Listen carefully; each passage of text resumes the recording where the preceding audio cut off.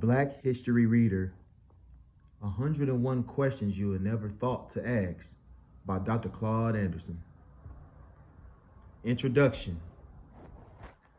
Within a nation that perceives itself as a whole greatest superpower, worldwide police force, and a home for all immigrants seeking so-called American dream, Black Americans are a forgotten people who remain in an impoverished outgroup and an abandoned labor class.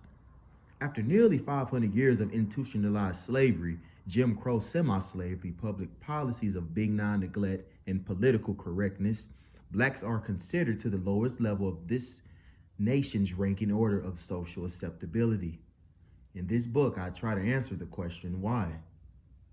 In coming to an understanding of the fixed position of Black America at the bottom of the well, we must first come to terms with what has changed and what has not changed in race matters, especially in urban areas, immigration, economics, and other aspects of policies in the United States. The internal strength of the country is connected to the fate of Blacks, a significant population group within the country. There are mutual benefits for mainstream society and Black Americans to fully understand the nature of the Black dilemma.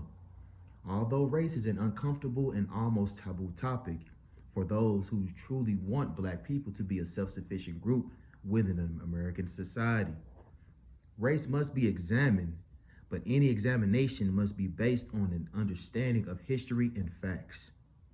In all my books, my goal has been to clarify the issue of race for the purpose of corrective action. This is also the case in this book, A Black History Reader. The purpose of the Black History Reader is a threefold.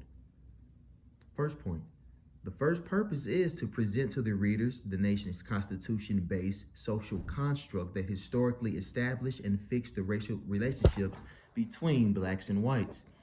The Constitution was the nation's first affirmative action plan. It assured the maldistribution of nearly 100% of the nation's wealth and resources into the hands of whites, who subsequently bequeathed their unearned wealth, power, rights, privileges, and resources into the hands of succeeding generations of whites. Contrarily, the descendants of slaves were left impoverished and powerless. This constitution-based disparity between Blacks and whites was kept intact by the U.S. Supreme Court, the chief guardian of racism, and other courts, educational institutions, conservative ideology, and extra-legal activities of groups such as the Ku Klux Klan, the White Citizens Council, and the modern-day Freedom Party. The second purpose of this book is to clear the exceptionality of the descendants of slaves in America, their unique and substantive contributions to the development of this country, and their maltreatment by all segments of society. Their exceptionality distinguished them from any other group in America. Third point. The third purpose of this book is to highlight the acute need in Black Americans for long overdue reparations based on exceptionality of their white group has been viewed and treated. In our journey forward, Native Black Americans must be recognized, compensated, and put into a protective class like Native Americans.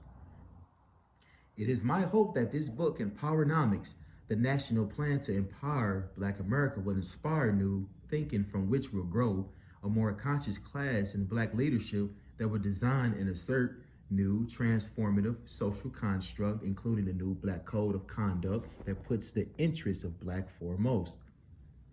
A new social construct will require society to unlearn prevailing myths, lies, assumptions, and distortions about Blacks, whites, racism, and political correctness. This shift will not come easily. It will be met by pushback by mainstream society and many in Black overclass, which made up the Black people, the Black civil rights leaders, ministers, and elected officials.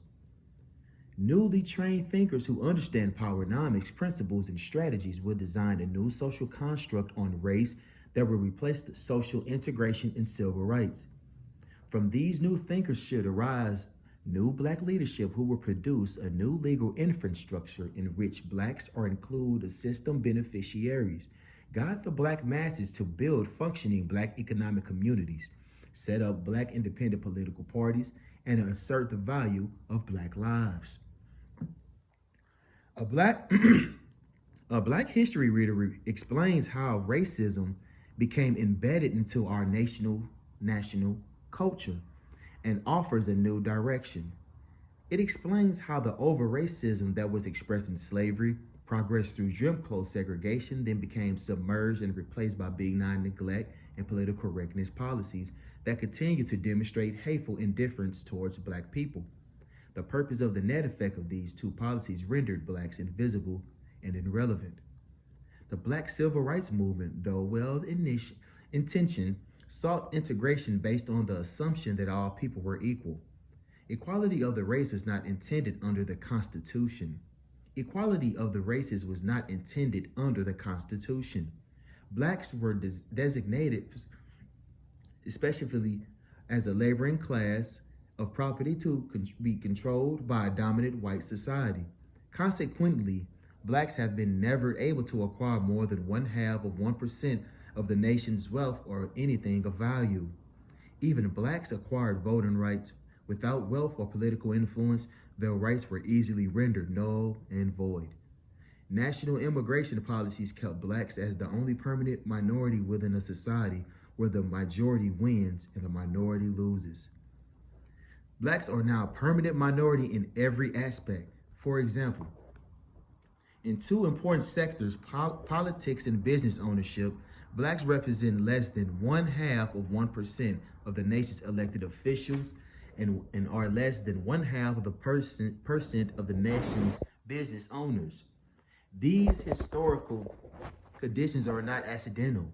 They reflect the enduring quality of the design of the founding social construct on the race that codified in the Constitution. They reflect the enduring quality of the design of the founding social construct on race that was codified in the Constitution. These Constitution-based race disparities allowed whites to dominate and control Blacks in all aspects throughout the centuries. Although Blacks were intended to be at the bottom, that status can be changed if Blacks in our society truthfully assess the circumstances created and have the courage and fortitude to take necessary steps prescribed in this and many other works. The goal of my collective work is for Black America to become self-sufficient and competitive as a group. In A Black History Reader, I offer Black Americans and others who seek true racial justice a way to build a future in which the unique history and socio-economic needs of Black Americans are considered. I invite you to join me in that quest. Begin reading now, then do the right things. Chapter 1, Question 1. Chapter 1, Foundation Concepts. Question 1. What is a social construct and how was it used in the making of America? Question 1 again. What is a social construct and how was it used in the making of America? A social construct is a purposely created idea developed by one group with authority that divides another group with lesser or no authority. A social construct frames the perception of and the relationship between the groups. It becomes part of the culture and fused into a social norm and practice of every part of a society, including legal, educational, financial, political, interpersonal relationships. The most important social construct of America is race. The founding fathers purposely constructed the societal position of Blacks and whites. Blacks were to be property that served whites. Whites were to be the only beneficiary of the new country that they created. Christopher Columbus discovered the new land that was to be America in the same time frame that the Pope declared that Blacks from Africa should be made slaves. It was the promise of free land and free labor that fueled the rush of Europeans to settle the new land. To implement their plan for the free labor, Europeans designed the relationships between Black and whites. The social construct on race was formally stated in the Articles of Confederation and restated in the Constitution of the United States, as well as the first immigration laws. I will discuss these documents in detail later in this book. The social construct on race is the thread that weaves through black enslavement. U.S. Supreme Court rulings, laws, institutions, conservative and liberal ideologies, extra-legal, example, Ku Klux Klan, activities in all aspects of the nation's culture. It is fundamental to the founding of our country that blacks would always be pressed to the bottom and that whites would always retain superiority over blacks. That relationships endure to this day. The social construct on race was deliberate and permanent. It is so fundamental to the issue of race that the topic can not be considered in any serious way without understanding it. It is therefore the first question in this book.